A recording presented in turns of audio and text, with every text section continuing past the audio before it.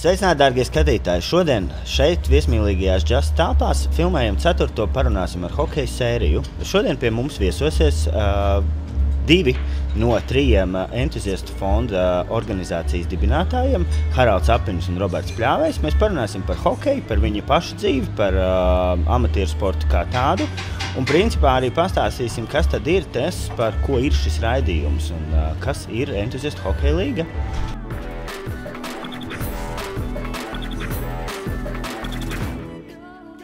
Sveicināti, Robert!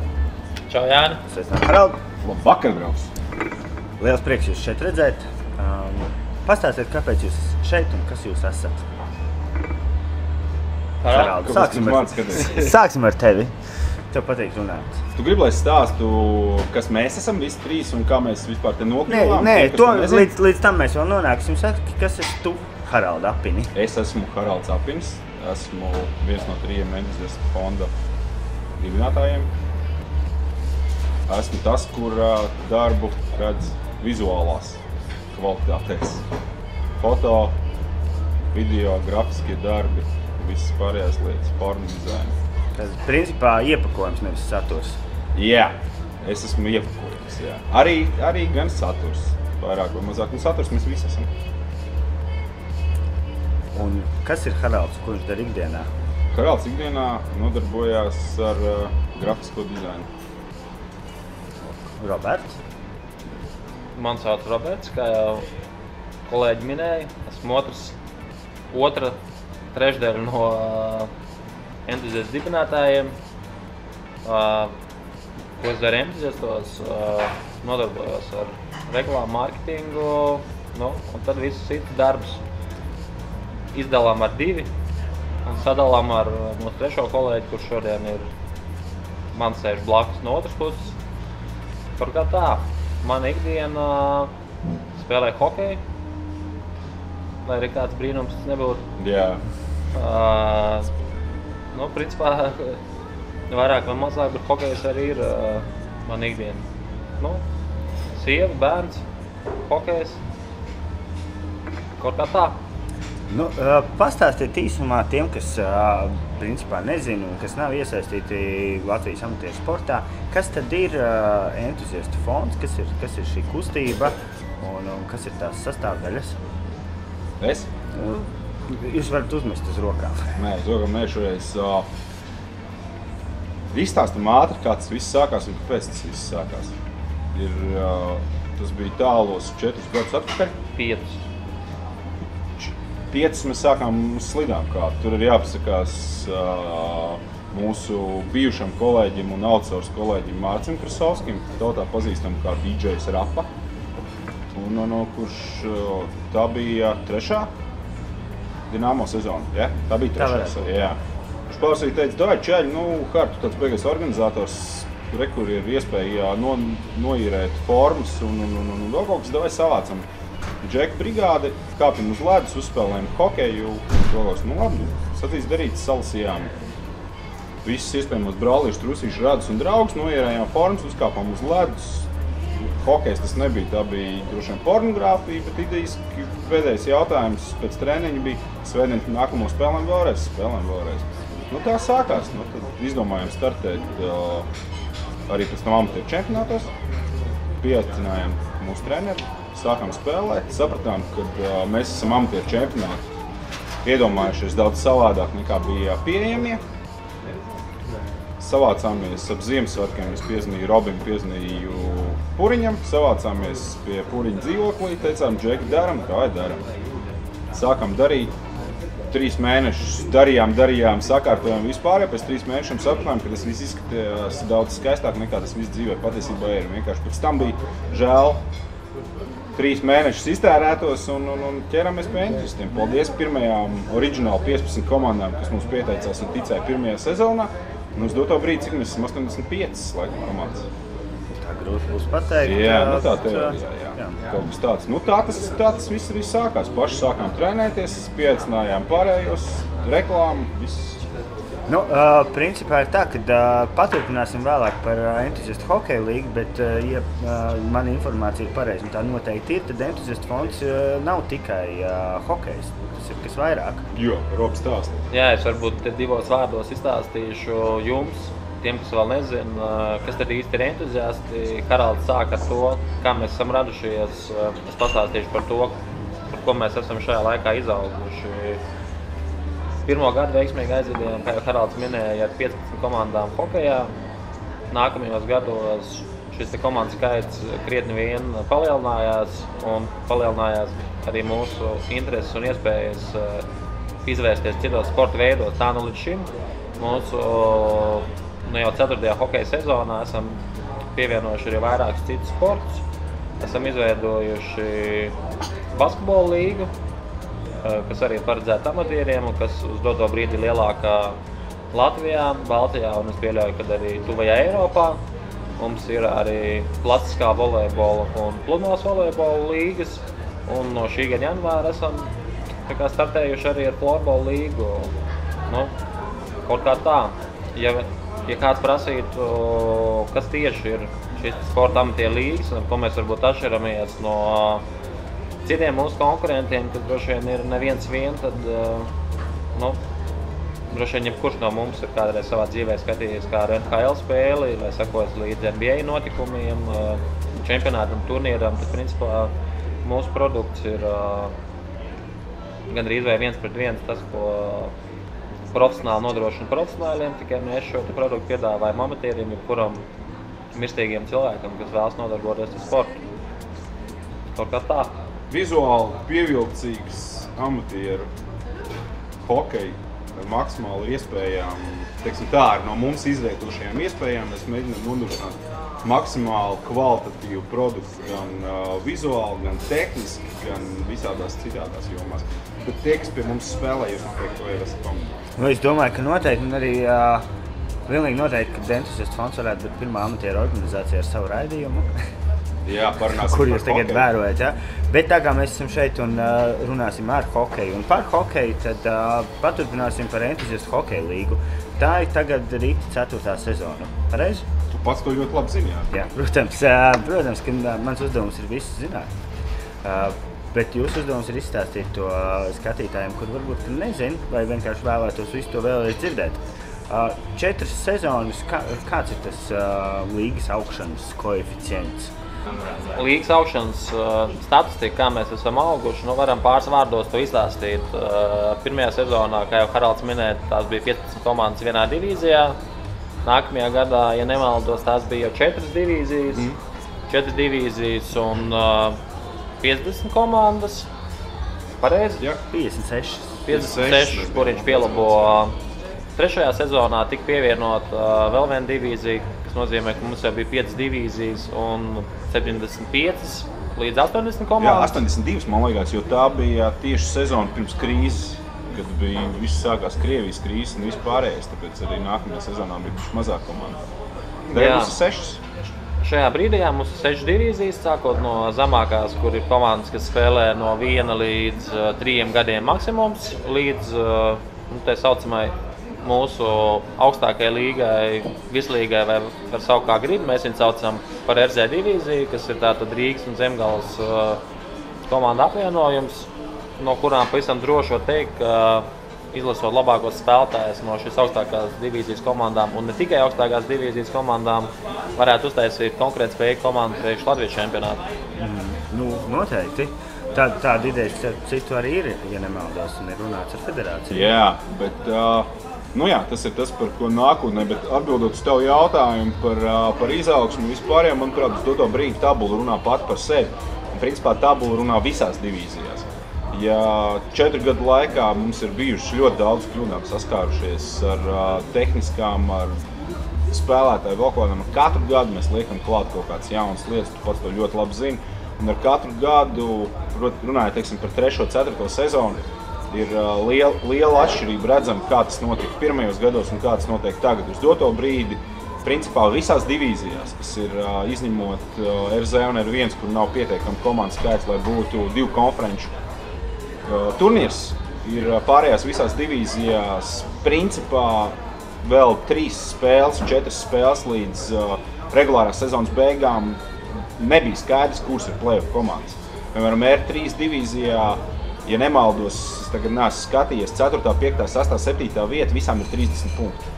4 komandas no 14 ir ar pilnīgi vienādu punktu skaitu. R5 divīzijā Rietumu konferencē 2 kārtas līdz pēdējām regulārās sezonas spēlēm. Visas 8 konferences komandas varēja iekļūt play-offos un varēja izņemot pirmās 2 laikam vietas. Ne, izņemot Mamutus, ja? Mamut bija vienīgie, kas bija nodrošinājuši priekšlaicīgi, pārējās varēja jebkur būt. Tikpat labi tā varēja būt 8., tikpat labi 2. Nu, es domāju, ka tas ir ļoti sabalansēts spēku samērs. Jā, ne tikai spēku samērs, arī paši spēlētāji, arī komandas, jo, R5 divīzija sauc par iesācējiem, kādi viņi vairs ir iesācēji? Principā R5 divīzija uz doto brīdi ir tādā līmenī, kā 2. sezonā bija R4 divīzija, kas bija 3. spēcīgākā. Bet spēku samērs, tas ir galvenais, lai turnīrs ir interesants. Tieši par turnīru runājot, ieskicēsim varbūt tiem skatītājiem, kas nespēlē un ikdienā neseko līdzi katras komandas rezultātiem, kāda ir tā sezonas sistēma, par ko tad komandas cīnās, kad viņas sāk, kad viņas beidz, kāda ir tā komanda, kāda ir turnīra schēma? Turnīra schēma ir ļoti vienkārši, jo pirmajā gadā mēs paši saskarāmies ar to, jo ir vispār pieņemts Latvijā bija, kad parasti amatieru sezonas vispārējais sākās no oktobra līdz novembrim. Līdz ar to, ja ir garāks turnīrs un vispārējais pasākums ievilkās līdz pat Jāņiem. Līdz ar to mēs jau sākot no 2. sezonas zinājām, ka tas būs sarežģīti, jo katra komanda ar hālēm slēdz līgumus, visi bija pieraduši, ka viņi vispār septembrī tikai sāk domāt, bet mēs nostādījām to tā, ka čaļi sākam septembrī. Līdz ar to tagad ir marta vidus un regulārās sezonas beigas, un martā mums sākās play-offs. Līdz ar to mēs noteikti zinām, ka pēdējās fināla spēles, ja ir ievalkās pat katrā kārtā ir 5 līdz 7 spēles play-offos, līdz 4 uzvarām, pirmās divas kārtas līdz 3 uzvarām, līdz 4. Tad māja beigās mēs zinām, kur ir mūsu čempioni. Bet es gribēju mazliet varbūt specifiskāk, kā teiksim ir kā komandai, pieņemsim komanda X, kā tai komandai tad viss šī sezona? Kad viņi sākās, cik spēles viņai sezonā? Kāda ir sezona sākās visām komandām septembra 1. datumos. Regulārās sezonas spēles ir aptuveni no 18 līdz 22. Katru nedēļu ir viena spēle nedēļā. Tad šonedēļ ir mājas spēle, nākamā nedēļa ir izbraukuma spēle. Tas ir ideālā variantā, bet zinot to, cik mums ir hāls, kāda ir ledus noslodze, nevienmēr to var šādi safiksēt. Tādēļ ir citreiz, ka komandām ir 2 dienas pēc kārtas spēles vēl kaut kā. Lūk, ir vidēji 20 spēles regulārajā sezonā, pēc kurām seko play-off. Jā, un cik es saprotu, ir dalījums katra divīzija 6 tādas. Ir sadalīts vēl uz konferencēm, katra konference izspēlē savā starpā, tad izspēlē ar pretējo pusi, un tad top 4 komandas no katras konferences dodās uz play-offiem. Un tad turpinās play-off cīņas. Un tad gala rezultātā ir iespēja iegūt kausu, kas tiek arī saņemts apbalvošanā.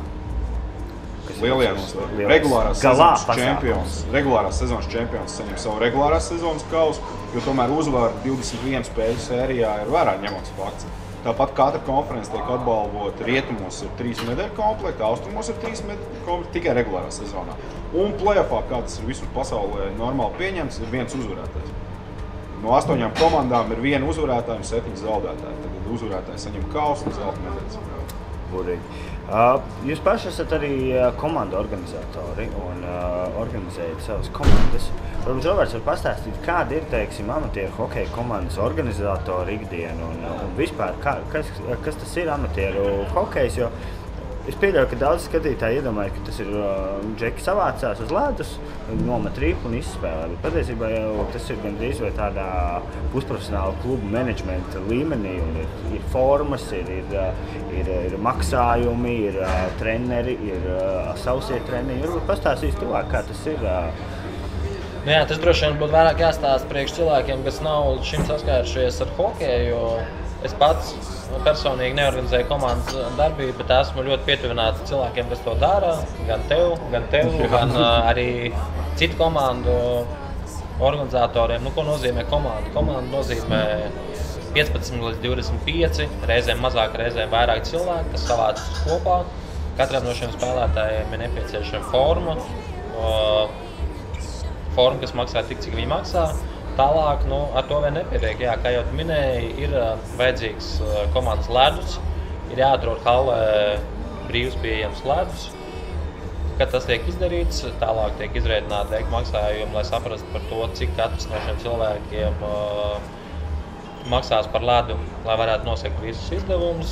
Ir jāpiesaista treneris, ir jāpiesaista 2 vārdsargi, un tad notiek gatavošanās sezonai, vai tā ir vienkārši sezonas garumā tie ir treniņi.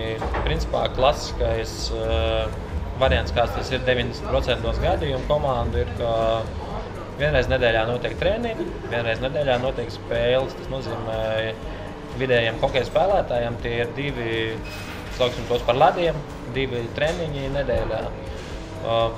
Ir mazs procents komandu, kurām ir kaut kāda veida atbalstītāji, kas palīdz sekt daļu izdevumus no ledus īres vai no piedalīšanās kādā turnīrā, bet principā 90% spēlētāji paši uztur savu šo hokeja sporta dzīvi, kas, kā mēs zinām, nav no tiem lētākiem sporta veidiem.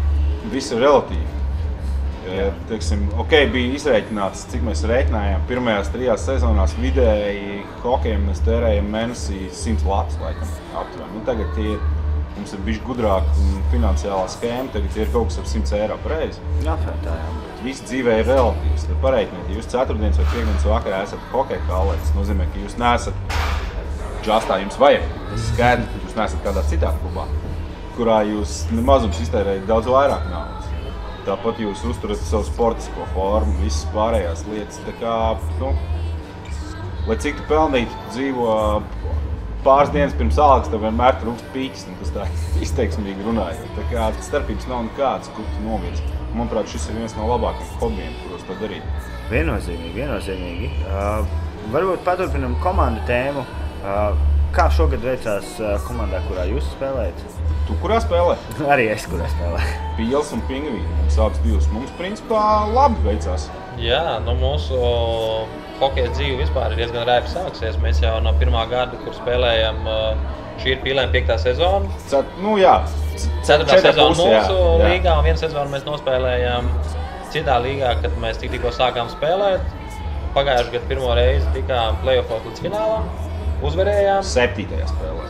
Mūsu izšķiroši vēlākos pretinieks Huskies, sveicam Zēnu. Šogad esam pārcēlušies uz 1 divīziju augstāk. Tas mums bija liels pārbaudījums, jo šī spēka salīdzinājums, kā mums likās, ir diezgan liela atšķirība spēka samēros, bet nevarētu teikt, ka mēs pastiprinājām komandu.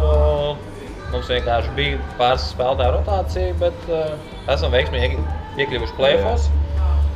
Nevarētu teikt, ka mēs esam stabili nogarantējuši šo vietu uz play-offiem, bet kā tas ir pierādījies gan mūsu, gan jebkurā citā divīzijā, jebkura komanda var zaudēt jebkurai komandai, tajā pašā laikā viņi var uzvarēt jebkuru komandu. Nesauksim to par veiksmes kaut kādu procentu, bet tā vienkārši ir vai no ko tu esi ēdis. Lielākā daļa divīzijās, vismaz EHL-ā, protams, ir izņēmumi. Mums gadās kļūdas. Gan par spēlētājiem, gan par komandām un vēl kaut kas. Bet nevienā no divīzijām nespēlē neuzvarams komandas. Īpaši jau, teiksim, R3, R4, R5 divīzijās. Jebkura komanda var uzvarēt jebkuru komandu. Viss atkarīgs no mēnešu fāzēm, no visām pārējām. Bet es domāju, ka es zinu, ko tu gribēji prasīt iepriekšējā jautājumā par jaunu komandu. Ja ir, teiksim, cilvēki, kas grib spēlēt hokeju un vēl kaut 2 vārdos. Viss, kas jums ir vajadzīgs, ir nopirkt slīdus un iemācīties pirmos pamats soļus, pārējais viss notiek kaujas apstākļos. Mums ir lieliski daudz piemēram. Tā pati hokeja arēna, kas pagājušajā gadā pievienojās Challenge Cupā. Tur bija čaļi, pārspīlāk būtu teikt, ka bija daļa čaļi, kas turējās uz lēs, tāpēc, ka viņiem nūjas rokās. Bet viņi bija iesācēji, viņi paši to ļoti labi zina. Tur bija ļoti maz spēlētāji, kas ilgāk trenējās par 6 mēnešiem. Challenge Cupā, ja nemaldos, viņi laikam pat īsti punktus neizcīnīja. Es nezinu, ko viņi darīja vasarā, ko viņi ēda. Trenējās noteikti. Jā, vēl kaut kādu, bet rezultāts bija vienkārši. Viņi ir R5 divīzijā, kurā spēlēja komandas, kas spēlē 4 sezonas, kas zina, ko viņi ir ēduši, kāpēc viņi to dara un vēl kaut kas. novembrī, manuprāt, viņi bija pirmā vietā, viņi turējās R5 divīzijā. Tas pats bija ar pīlēm. Mēs aizgājām uz R3 divīziju, mums pirmssezonas pirmais uzstādījums bija šo sezonu, mēs nedrīkstam R3 divīzijā palikt pēdējie. Un tad nāca maģiskais oktobrs, kurā no 15 iespējamiem punktiem mēs izcīnījām 14 uzstādījumu mainījās. Līdz ar to mēs esam plējuši. Ir kaut kādi spilgtākie momenti no šīs sezonas vai no vispār no savas hokeja karjeras? Es varu pateikt par sevi, ka šī man ir absolūti sliktākā sezona, kāda jebkad ir bijusi. Man ir, nezinu, vai tas ir psiholoģiski vēl kaut kā, bet pašam liekas, ka es otrajā sezonā spēlēju priecēju, kādējumā rezultatīvitāte šo sezonu man ir ļoti liels problēma.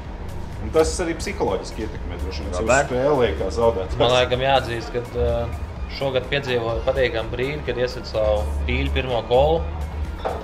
Kādu golu? Tas droši vien tāds spilgtākais. Skatītāji noteikti redzēs. Skatītāji cerams, kad redzēs šo skaisto golu. Var vilkt zināms paralēlis ar Miķelu Rēdlihu un Dinamo sezonu. Diemžēl gols bija B hallē un tur ir ierobežotas iespējas ar filmēšanu. Kristaps iespējams no otra laukuma galda, bet tiešām bija kvalitīvi un skaisti trāpīt. Tuvējā augšējā stūrī vārdsargam uz pleca 10 centimetru rāmītī. Un šodien vakarā pēc intervijas gan es, gan Haralds dosimies uz spēli 9:45 Hokeja skolā Rīga, kur otra mūsu komanda, HK Pingvīni, cīnīsies par iekļūšanu playoffā. Pēdējā regulārās sezonas spēlē der tikai uzvara. Uzvara pēc spēles metienos vai uzvara pamatlaikā tam nav nozīme. Ja ir uzvara, ir play-offi. Būs jums iespēja arī pavērot kādus no šīs spēles. Iespējams, ka būs arī kāda GoPro kameriņa kaut kur paslēpta. Un, Haraldi, kāds noskaņojums pirms spēles? Kaujiniecisks. Vienīgais pēc vakardienas treniņa ir mazliet bažas par fizisko kondīciju, bet treneris mums ir 5 sezonas, viņš noteikti zina, ko mēs fiziski varam izdarīt un kāpēc mums vakar bija tik smags treniņš, acīm redzot, viņam plāns ir, viss ir kārtībā. Jīt Pingvīns, tad gribēju atgādāt. Es domāju, ka visam vajadzētu būt kārtībā. Neskatoties, ka spēlējam šovakar pret līgas līderiem, mēs pirms 2 minūtēm teicām, nav neuzvaram komandu. Mums ir pietiekami liela motivācija, vai mēs šovakar uzvaram, vai mums sezona ir beigusies. Parunāsim vēl par EHL. EHL ir arī organizējis dažādus pasākumus, kas ir ārpus regulārās sezonas. Tad ir dažādi zvaigžņu spēle, kā piemēram, un vēl citi pasākumi. Kas ir varbūt iespieties visvairāk atmiņā, kas ir bijis arī priekš sevis liels, teiksim, pārbaudījums un kaut kādas jaunas lietas? Priekš manis noteikti tā ir tā, kas jums nepatīk zvaigžņu spēle. Tā noteikti bija aizpagājušā sezonas zvaigžņu spēle, ko mēs organizējām Ozolniekos. Tā bija arī pirmā mūsu zvaigžņu spēle, un mēs organizējām ne tikai šo zvaigžņu spēli, mēs palīdzējām Dainam Liepiņam norganizēt Ozohalas 5 gadu jubileju, kurā piedalījās visas hokeja zvaigznes. Sākot ar Sandu Ozoliņu un beidzot ar Zemu Girgensavu.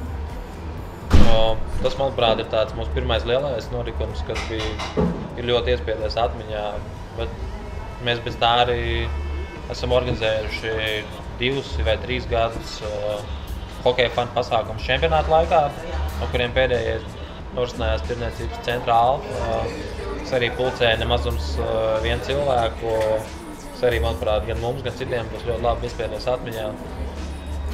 Labdarības akcija mēs katru gadu organizējam sadarbībā ar, tā ir visu mūsu kopīgā labdarības akcija, ko mēs organizējam jau no pirmā mūsu pastāvēšanas gada, sadarbībā ar Latvijas bērnu fondu. Tā atšķirība šogad bija, ka mēs paši devāmies arī uz šo krīzes centru, šis mantas nodot. Tā ir droši vien tā lieta arī, kurai būtu grūti neiespiesties atmiņā. Bet, ja tā pavisam globāli, tad katra sezona nāk ar tādiem jauniem izaicinājumiem un jaunajām lietām, kas iespiežās atmiņā. Nav neviena tāda garlaicīga sezona vai rutīnas sezona. Šogad gan ir mazliet mierīgāk no Olpogas, jo tur liels paldies ir jāsaka, mēs beidzot esam atraduši kārtīgu 4. entuziastu, kas ir Māris Grējers, kurš nodarbojās ar foto, video organizācijām, ar spēlētāju profilu pārbaudēm un visām pārējām. Ir cilvēks, kuram tiešām var uzticēties. Jo es nereizi vien esmu runājis gan ar Jāni, gan ar tevi, gan ar Robu par to, ka Mums bieži pirmajā un otrajā sezonā ļoti gribējās, lai visi cilvēki ir ar tādām pašām spējām, vai kas ir nevis no dabas dots, es nezinu, no kurienes ir tāda, ka ir cilvēki, no kuriem var prasīt lietas, un ir cilvēki, no kuriem nevar prasīt lietas, un ne visiem ir saprotams ar tādu panākumu. Tu pats, Jāni, darbojies zināmās jomās, tieši tāpatās kā Roberts. Ir lietas, kas interesē, lietas, kas neinteresē. Līdz ar to ir prieks, ka mums ir vēl vairāk dombiedri šajā pulciņā. Tas tikai liecina par to, ka nākamās sezonas būs lielāks un labāks.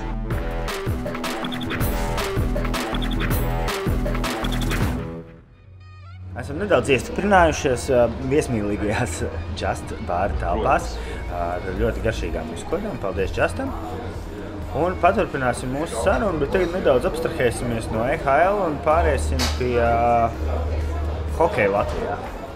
Jums noteikti, kā hokeja darboņiem Latvijā, ir arī savs viedoklis par profesionālo hokeju, par Dinamo, par KHL, par izlasi, tuvojās pavasaris.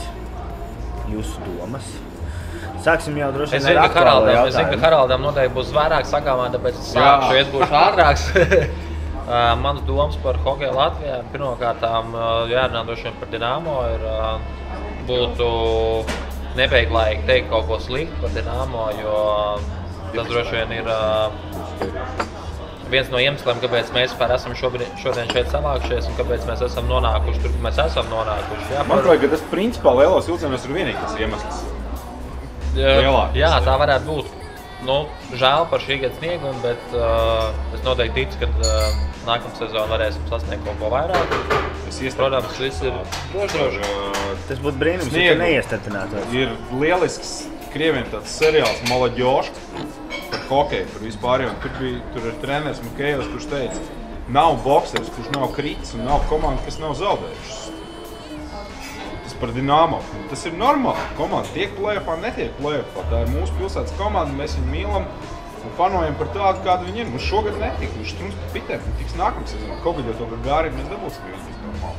Par pašu Dinamo, kā par produktu runājot, jāsaka, ka ļoti patīk gan Armands Simpsona darbs, gan Rēņa darbs, ko viņš tur dara, gan arī jāpiebilst, ka no šīs sezonas pie Dinamo darbojās mūsu iepriekšējo gadu video departamenta cilvēks Rafa. Cepur nost. Aizmirsām piebilst arī Haraldu pienesumu Dinamo šajā sezonā ar jaunajiem dizainiem un vispārējo. Par Dinamo tikai vairāk vai mazāk būtu skaidrs.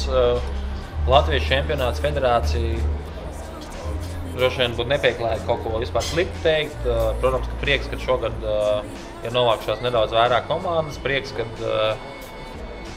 komandas paši sapratuši par to, ka ir jāstrādā pie savas komandas tēla. To noteikti dara. Tāds komandas kā Kurbats, Liepāja, Mogo, ar kuru mēs šogad esam uzsākuši sadarbību arī šajā sfērā EHL un HK Mogo. Prieks, ka viss attīstās un cerams, ka Latvijas čempionāts drīz būs tādā līmenī, kā tas ir bijis, tad, kad mēs vēl tikai sākām interesēties par hokeju. Protams, ka jāpasaka, negribētu savu pašiem glaudīt galviņu, bet lai čempionātu pacelt tādā labā līmenī, lai cilvēkiem būtu interesi viņu ierasties, tur ir tas pie šī ir jāpiestrādā un ir kaut kāds darbs tur jāiegulda, bet gan jau, ka cilvēki to spējas izdarīt vai spējas panākt vienošanos ar kādu, kas ir spējīgi to izdarīt. Un, Harald, kā tu vērtē KHL un Dinamo nozīmi Latvijas Šausmīgi nepopulārs tūlītās būs un vēl kaut kas, jo zinot kāds. Lai gan no otras puses runājot, normāls hokeja mīlis, fans un vēl kaut kas, nekad neraksta sociālos komentārus par kaut kādām tur līgām un vēl kaut ko, ka mēs spēlējam pie okupantiem un vēl kaut kas. Mīļie cilvēki, mēs runājam par hokeju kā sportu. Katras valsts vēsturē ir kaut kādi melnie pleķi, planki un vispārējais ir labas lietas un ir slikts. No otras puses, ja kontinentālā hokeja līga mums piedāvā kvalitatīvu, tiešām piedāvā kvalitatīvu turnīru. Un Rīgas komandai ir iespējams spēlēt augstā kvalitīvā līmenī, kur mūsu izlases čaļi 70% spēlē vienā komandā. Mums ir sezonāls hokejs. Visu sezonu mēs varam fanot par savām komandām, par saviem čaļiem, par tiem pašiem džekiem, kas pēc tam pavasarī vai olimpiādē vēlāk Latvijas izlases formu. Tad par ko mēs runājam? Par krievu naudu. Tas notiek. Kāda starpība? Mans pēc kaut vai pēc ķīniešu vai japāņu. Tad tu tomēr ieteiktu nodalīt politiku no sporta. Viennozīmīgi. Ir skaidrs, ka sports ir politika. Tas ir neapšaubām tā tas notiek. Katram ir savas sautīgas intereses. Neviens nevar pirkst burciņā taisīts. Mēs ļoti labi zinām, kā tas viss notiek un vēl kaut kas. Šajā gadījumā mans viedoklis ir šāds, ir cilvēki, kas tam viedoklim nepiekritīs. Mums ir sava komanda visu sezonu. Mēs varam katru otro dienu skatīties kvalitatīvu augstu līmeņu hoķi. Zaudējumu, uzvaram, starpības nekādas. Emocijas ir emocijas. Vienalga, ja tas ir negatīvs, jums ir negatīvs. Pozitīvs, jums ir pozitīvs. Nu, tāds ir mans uzskats par KHL. Tuvojās pavasaris. Latvijas čempionāts. Latvijas čempionāta playoff. Kas tad vēl cits mums notiek?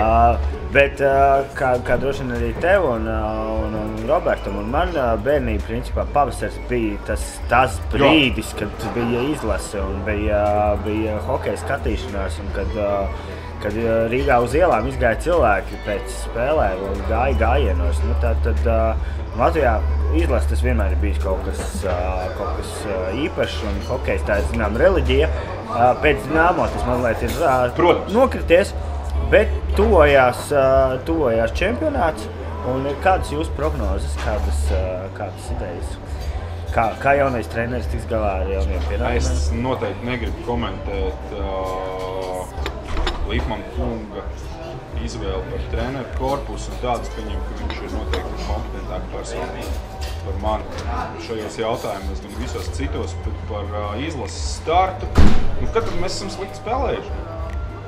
Mēs esam maziņā 2 miljonu valstī, kurā ir 8 hokeja lielvalsts. Jā, mēs esam hokeja lielvalsts ar augstākajiem mērķiem. Protams, mums ir lielākais amatieru hokejistu skaits uz iedzīvotāju pasaulē. Vai uz kāļu skaitu? Uz kāļu skaitu ir jā, ka mūsu pašu treneris un vēl citi džeki, kas kādreiz U16, U14 izlasēs brauc uz Kanādu spēlēt, salikt kanādiešus turnīros lupitās. Viņiem prasa, cik reiz dienā jūs trenējaties, kāds jums kāls un vēl kaut kas. Mums ir, trenējamies mēs vienā sporta pilīti, bet tā hāla ir vienīgā pilsētā. Viņa ir vienīgā valstī. Cilvēki, skaidrs, jā.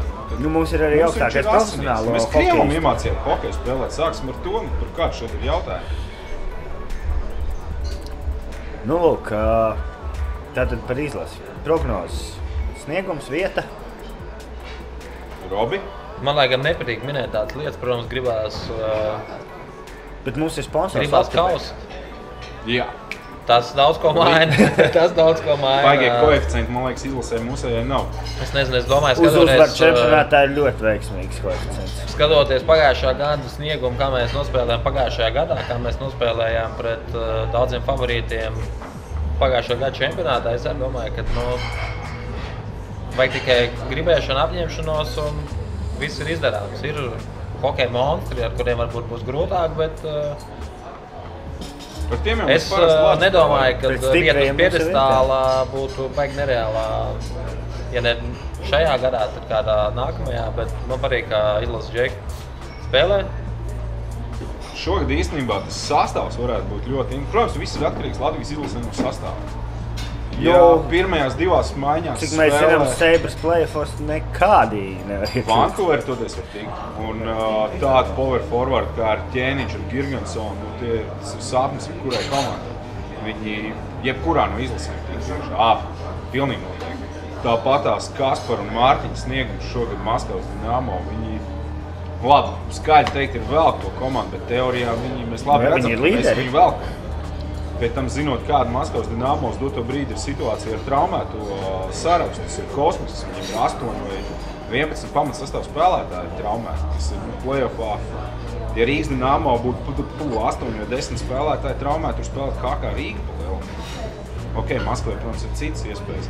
Tā kā visu cieņu, tāpat mums ir čaļi, kas spēlē austrumkrasta hokeja līgās, citās lietās, kas ir... Tātad prognoze vieta? No līdz. Es teiktu, ka mums ir klasiski, mums ir astotnieks. Astotniekā ir jātiek. 5-8. 5 līdz 8. Tas ir tas, kas ir mūsu klasiskās sporta robežas augsts. Viens nekad nav teicis, ka mēs nevaram uzlikt augstāk. Mēs esam iekoduši visām hokeja lielvalstīm no A līdz Z. Mēs arī spēlējam hoķi, mēs zinām, ka emociju katrā spēlē noķert nevar. Ja man būtu kaut kas jānovēl Latvijas izlasē, tad es viņiem novēlētu katrā spēlē dabūt noķert, maisiņā atnest, emociju no olimpiāda, kā viņi olimpiādā nospēlē pret Kanādu. Bet, zinot profesionālo sportu, tādas spēles ir vienreiz mūžā mēdz gadīties. Mūsu mūžā mēs esam redzējuši vairākas tādas spēles. Vairākas tādas, bet to emociju noķert, kas ir tajā spēlē. Es domāju, ka saruna ir bijusi ārkārtīgi interesanta. Vismaz noteikti mums, es ceru arī skatītājiem. Principā finišā, kādas ir entuziastu vīzijas, mērķi tuvākajiem, tālākajiem laikam? Ko var sagaidīt no šīs organizācijas? Mūsu entuziastu mērķis, kā mēs sākotnēji to bijām nosprauduši, ir reizi gadā pievienot vismaz pa vienam jaunam sporta veidam, kas arī līdz šim ir veiksmīgi izdevies. Nav noslēpums, ka mēs jau ne pirmo gadu skatāmies iespējas izvērsties un izveidot šādas līgas arī ārpus Latvijas robežām. Skatīsimies, uz to arī mēs strādājam. Šogad lielākais jaunums ir, ka mēs sāksim organizēt arī starptautiskus turnīrus. Ceram arī uz ļoti veiksmīgu šī pasākuma formāta izdošanos. Te arī būtu tādi lielāki. Šogad noteikti liels sasniegums ir tas, ka esam iegājuši vēsturē ar savu raidījumu. Jā. Parunāsim ar hokeju pirmā sezona, 4. epizode. Mums kā jau visas lietas, ar katru gadu būs vien labāk un labāk. Bet atbildot uz tev jautājumu par entuziastiem, tad hokeju un basketbolu viennozīmīgi galvenais uzdevums ir turēt līmeni celtu kvalitāti ar katru gadu, jo nekad nekas nav perfekts. Un tāpēc mēs esam strādājuši 4 gadus un strādāsim vēl 40, lai visu to novest līdz perfekcijai.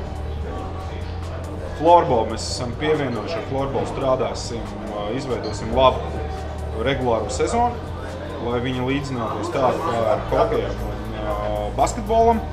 Pludmales volejbols un zāles volejbols ir ļoti labi čaļi atrasti, kas ir direktori šiem pasākumiem, kas ir ar sirdi un dvēseli, kas ir patiesi entuziasti. Tāpat kā Krišs basketbolā, tāpat pārējie visi čaļi, Mārtiņš un Jāni. Nākamais ir futbols, mēs nākam.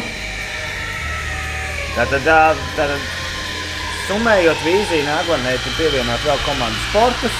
Varbūt ir kaut kādi tuvāki plāni, mērķi, kaut kas inovatīvs. Tu uz kaut ko velc? Es tikko gribēju prasīt, uz ko tu velc. Pasaki mums priekšā, mēs tev pastāstīsim. Nē, godīgi sakot, nē.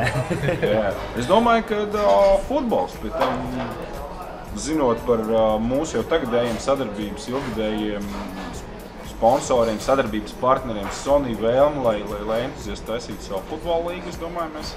Runājot par hokeju, ir gan viena lieta, laikam, par kuru mēs jau gadu no gada plānojam, sapņojam un domājam. Ja tu domāji par ko? Tas nav pie mums. Stāst līdz galam, jā. Nezinu, kā lai to nosauc, tas noteikti nav tāds akmenī cirts plāns, bet mūsu mērķis, vīzija un tas, uz ko mēs ejam, noteikti ir, ja ne pašiem uzbūvēt, tad vienoties ar kādu halli, izveidot savu bāzes mītni, kurā mēs varētu gan strādāt, gan palīdzēt attīstīt halli, gan organizēt turnīru vienā, divās vai kaut kādās pāris konkrētās ledus hallēs, pārnest visu šo hokeja dzīvi uz vienu vai divām hallēm. Ne tikai hokeja, būtībā tas ir sporta komplekss, līdzīgi kā mēs redzējām, kad mēs Somijā, kad mēs viesojām. Jā, tas bija skaisti. Kur mēs arī sapratām, kādēļ varbūt Somijas izlase ir tur, kur ir Somijas izlase, un kāpēc Latvijas izlase ir tur, kur ir Latvijas izlase. Ja aizbraucot uz Somijas pilsētiņu tālu no Helsinkiem, maz pilsētiņa, ir sporta komplekss ar trīs ledus hallēm, slēgtā tipa, divām āru ledus hallēm, slēgtu stadionu, āra stadionu. Tas ir pilsētiņa, kur pēc izmēra ir aptuveni Valmieras izmēra pilsētiņa, kurā dienas vidū ir pilns ar bērniem, kuri visi visur nodarbojas, slido, spēlē futbolu, trenējās, skrien. Tas ir arī tas savā ziņā tas, ko varbūt kungi mēģināja pateikt. Tā ir tā zināmā vīzija, kur entuziasti gribētu aiziet. Tas ir tādi sporta kompleksi, kurā gan amatieri, gan bērni varētu visi brīvi nodarboties, un tas būtu vienoti un augstā līmenī. Pareizi? Jā, tāds arī ir, un uz to mēs arī ejam, un ja mūs dzird atbalstītāji, lejā ir telefona numurs, droši zvaniet un piedāvājiet. Par to, kur es cēlu rokas pret debesīm, es domāju, ka Robs stāstīs par to, ko mēs gribam jau 3 gadus norganizēt augstā un kvalitīvā līmenī, bet, Dievs, diemžēl, mums pagaidām liedz šo pasākumu, kas tiešām ir tikai un vienīgi atkarīgs no viņa. Mēs gribam lielu, labu Winter Classic weekendu uztaisīt, kas ir svarīgi visiem. Ar Winter Classic visiem pārējiem. Ar Winter Classic es domāju ar hokeju, kas ir tās noteikti būs entuziastu līgas regulārās sezonas spēles. Nevis šovs vai draudzības spēle, bet tas būtu, lai emocijas vispār, ko saicināt ģimenes, draugus atbalstīt, kur bērni. Bet nevis dīķu hokejs, bet... Nevis dīķu hokejs. Ar bortiem, ar spēku paņēmieniem, normāls kvalitatīvs regulārās sezonas hokeja spēle, kur var čaļi ņemt līdzi bērnus, sievas, kur bērni skraiž pa kalniņu, sievas dzer karstīgi nāk bīrādzīņus. Kaut kā tā. Ļoti ceram, ka Latvijā atgriezīsies ziema. Nākamgad? Vispār. Sāksim ar vispār. Noslēgumā varbūt ir vēl kādu vārdu, ko jūs vēlaties teikt, kādas pateicības? Pirms pateicībām es gribēju, pirms mēs nobeidzam raidījumu, negribēju izlaist jau par klasisko jautājumu tapušo frāzi. Šoreiz varbūt mēs viņu uzdosim tev. Kas tev tavā dzīvē ir hokejs? Eleganti. Hokejs manā dzīvē.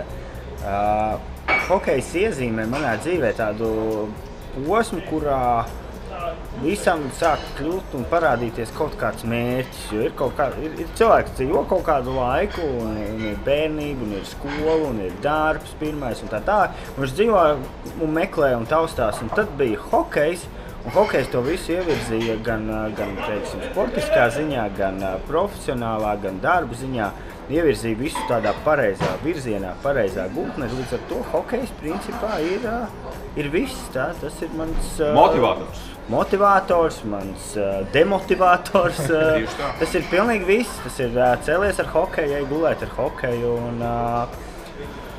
Paldies topošai līgavai par izturību un apņemšanos. Tas bija tas, ko es gribēju teikt. Kāpēc tā kā vienmēr viss izturēt? Ka viņi ir spējusi šos gadus visus izturēt un ir apņēmusies izturēt vēl citus gadus.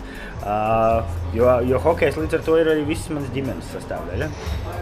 Jā, reiz esam nonākuši pie šīs pateicību runas teikšanas. Te noteikti ir no savas puses vēlētos pateikties saviem abiem blakus sēdošiem kolēģiem par lielisko sadarbošanos. Tāpat mums ir ļoti daudz citu iesaistītu cilvēku, tiesneši, galvenais tiesnesis, foto video departaments, visi tajā iesaistītie cilvēki, sekretariāts. Esam izauguši par ļoti, ļoti lielu, manuprāt, ļoti draudzīgu kolektīvu. Cerams, ka tas viss tā arī turpināsies uz nākamajiem gadiem.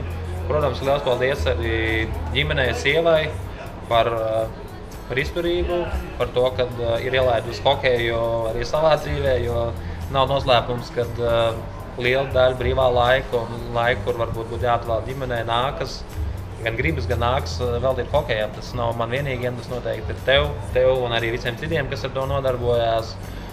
Paldies, ka mūsu sievietes mūs saprot un ļauj darīt to, kas mums sanāk patīk. Tā kā gribu pateikt, piekrītu abiem diviem kolēģiem par visu, ko viņi iepriekš minēja, un pieminēšu tikai to, ka liels paldies mūsu sievām draudzenēm par izturību un par to, ka viņas nav greizsirdīgas uz hokeju un ka viņas visu to pacieš.